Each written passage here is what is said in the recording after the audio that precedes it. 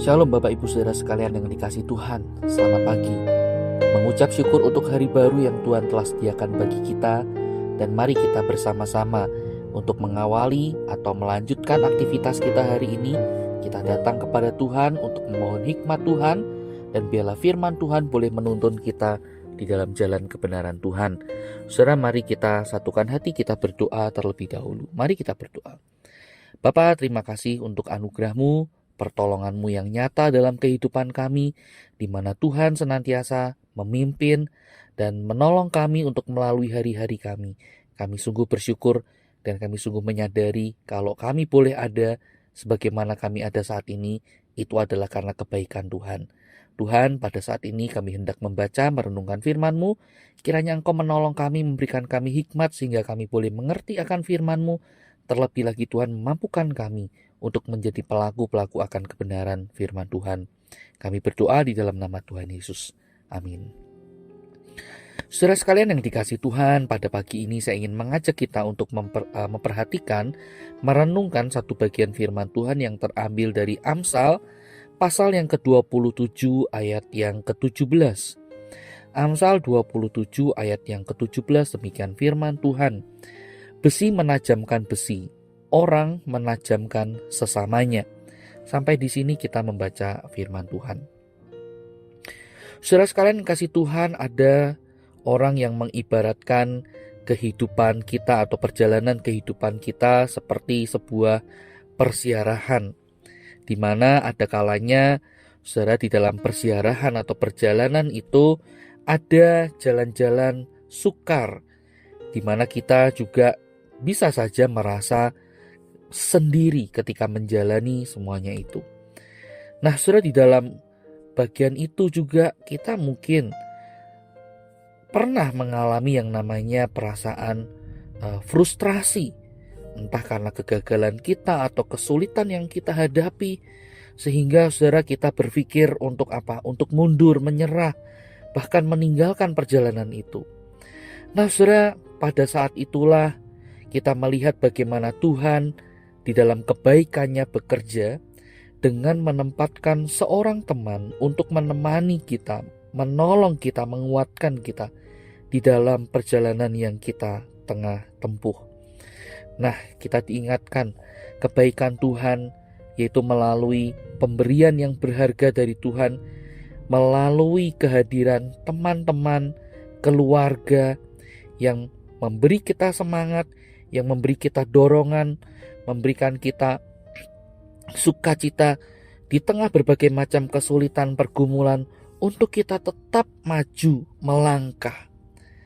Nah, saudara, dalam bagian firman Tuhan juga diingatkan bagaimana seorang teman adalah orang yang mendorong kita untuk menjadi yang Tuhan inginkan, menolong kita untuk menjadi seorang yang lebih baik sebagaimana yang Tuhan inginkan. Yonatan salah satunya, misalnya kita bisa lihat, dapat menjadi pengganti ayahnya sebagai raja Israel berikutnya, yaitu Saul. Tetapi ia mengasihi sahabatnya Daud, dan dia mendorong Daud untuk mengikuti kehendak Tuhan.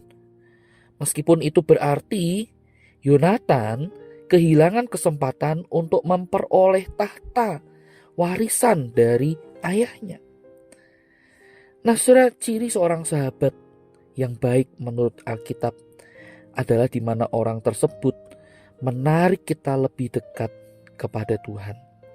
Mereka menajamkan kita. Mereka memotivasi kita untuk melakukan apa yang benar di hadapan Tuhan.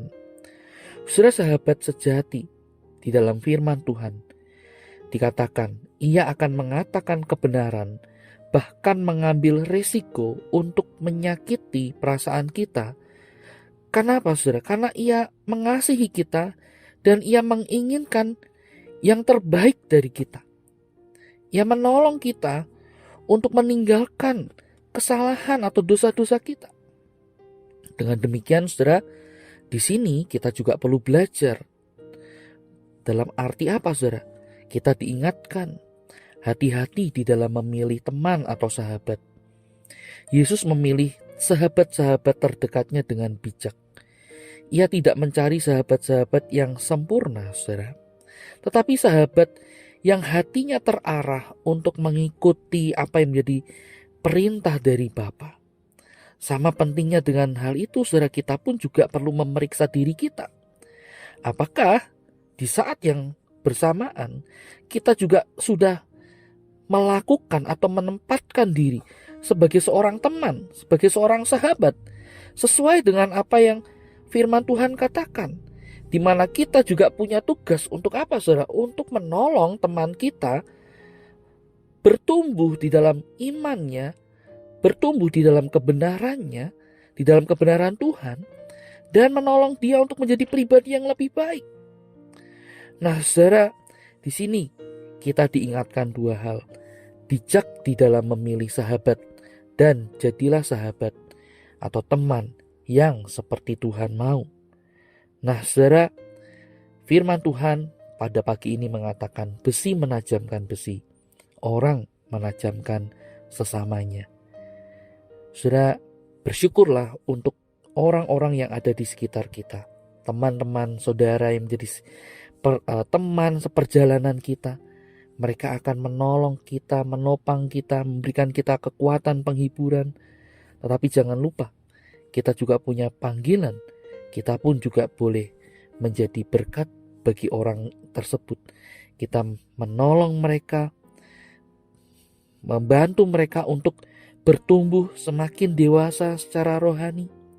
Dan mereka pun juga boleh senantiasa terus merasakan bahwa hidup mereka juga dipimpin oleh Tuhan.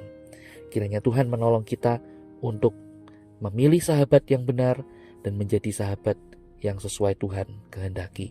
Mari kita berdoa. Tuhan, kami bersyukur untuk pimpinan-Mu, penyertaan-Mu di dalam kehidupan kami.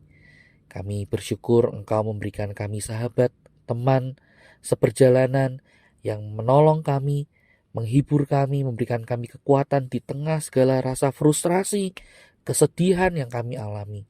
Kami juga boleh diingatkan oleh mereka untuk menghidupi kebenaran-Mu. Kami bersyukur untuk hadirnya mereka, dan kiranya Tuhan menolong kami juga untuk menjadi sahabat yang baik, yang benar di hadapan Tuhan, membawa teman-teman kami makin kenal Tuhan, bertumbuh di dalam kebenaran-Mu. Terima kasih Yesus, kami berdoa menyerahkan hari ini seluruh aktivitas kami, kiranya Tuhan yang pimpin. Di dalam nama Tuhan Yesus kami berdoa. Amin. Selamat pagi. Tuhan Yesus memberkati kita.